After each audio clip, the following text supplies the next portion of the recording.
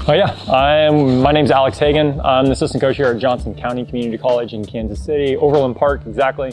I coach on the women's side, so I'm the women's coach at Johnson County. I've had some really good years over the past couple of years. Got a very strong tradition in the program as well. Coach Schwab, who I coach with as well, he's been there for 35 years, so he's been there for the entirety of the entire program. We've been, the last 2 years, went to 2 back-to-back national championship games. Unfortunately, didn't win them. But yeah, I mean, the program's doing great. We got a lot of kids out of the Wichita area that are big contributors in our team.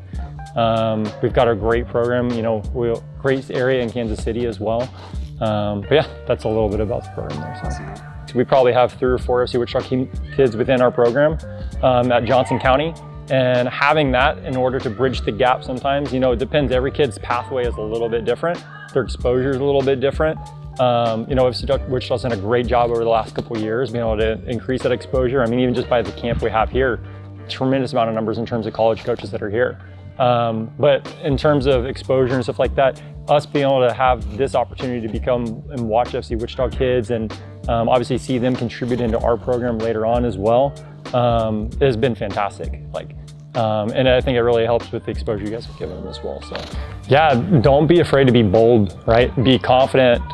Don't be afraid to make mistakes. It's all about like what you do after the mistake, right? That's what coaches are looking for. The last thing that I want to see as a coach as a player lose the ball, right?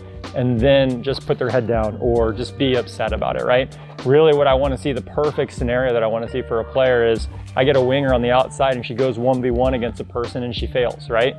But what is she going to do the next time? Is she going to put her head down and be all and have a pity party for herself? Or is she going to work hard, get the ball back, and then not be afraid of going at that person again, right?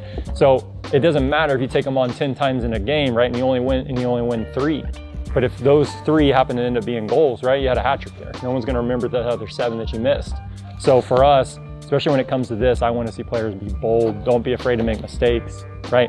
And if you do make a mistake, don't be afraid to go back at it and try it again. That's what I want to see as a coach, because those are the mentalities we look for as a program.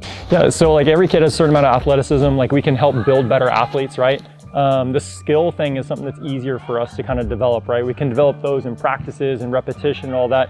Really, when it comes hard, is starting to teach them like the tactic parts of the game, right? The important things, you know, game situations, situational awareness, all those things. That's when it comes into like the college side of things, where I feel like that's where we can continue to improve on that. They have a great foundation coming up, especially even through your guys' club here. But then we can, and that makes it a lot easier for us as coaches to be able to go in and quickly transition them into our team because they're already very highly intelligent when it comes to the tactical side of things as well. Yeah.